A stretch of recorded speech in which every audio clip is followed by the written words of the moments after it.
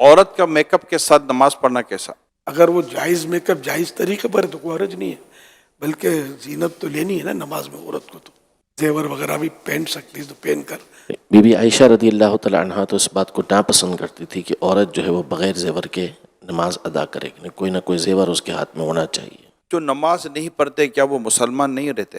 نماز کو جو فرض تسلیم نہیں کرتا وہ تو کافر ہو جائے گا، اور جو نماز کو فرض تسلیم کرتا ہے پھر سستی کے مارے نہیں پڑھتا جیسے آج کل ہے، تو وہ کافر نہیں ہوگا، سخت گناہ گار، جہنم کا حقدار.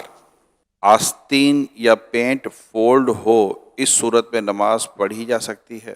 آستین کا یہ ہے کہ آدھی سے زیادہ اگر یہ چڑھی ہوئی ہے، فولڈ کی ہوئی ہے، تو نماز مکروہ تحریمی ہوگی. اور اگر کسی کی سلی ہوئی آدھی جو ہاف آستین شرٹ آتے ہیں تو یہ مطلب مکروہ تحریمی نہیں ہے، بلکہ جو عوام ہے جن کے لیے یہ لباس سے ذلت نہیں ہے تو ان کے لیے کوئی کراہت نہیں ہے. جن کے لیے لباس سے ذلت ہے، یہ جیسے علماء یا پرہیزگار لوگ جو ہوتے ہیں جو سادہ اور سنت کے مطابق لباس پہنتے ہیں، تو وہ اس طرح کا لباس اگر پہن لیں گے تو در لوگ انگلی اٹھائیں گے اور اس کو اچھا فیل نہیں کریں گے.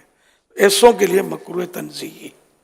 اگر پینٹ فولڈ کرے تو نیچے سے پائچے فولڈ کرتے ہیں یا اوپر سے گرستے ہیں، نماز اس طرح پڑھنا مکروہ تحریمی ہے، ناجائز و گناہ ہے، یعنی اگر دوبارہ پڑھنی ہوگی. یعنی آستین نیچے ہے تو نیچے رہنے دیں، اور پینٹ بھی اگر نیچے ہے تو اس کو نیچے رہنے دیں، اس کی شکل نہ بدلیں.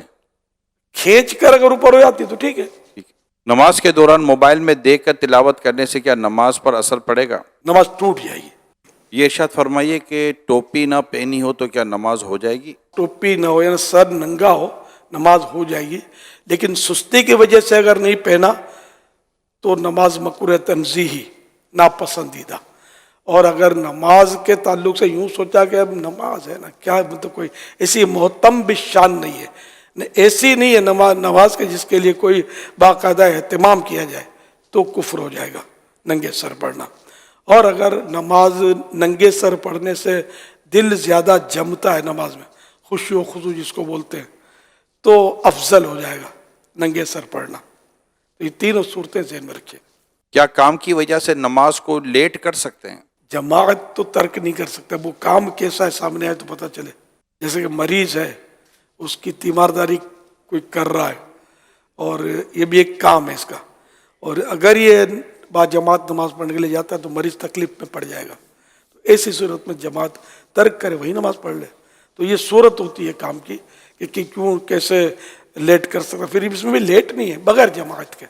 اگر لیٹ اتنا کیا کہ مکروہ وقت آ گیا، مکروہ تحریمی وقت، جیسے عصر میں آ جاتا ہے کہ سورج ڈوبنے سے 20-25 منٹ پہلے پڑھ لے، اگر اتنا وقت آیا کہ سورج پیلا پڑ گیا جس پر نظر ٹھہرنے لگی، تو یہ 20-25 منٹ پہلے ہوتا غروب آفتاب سے، تو اتنی تاخیر بلا وجہ حرام، مگر پڑھ لے نماز.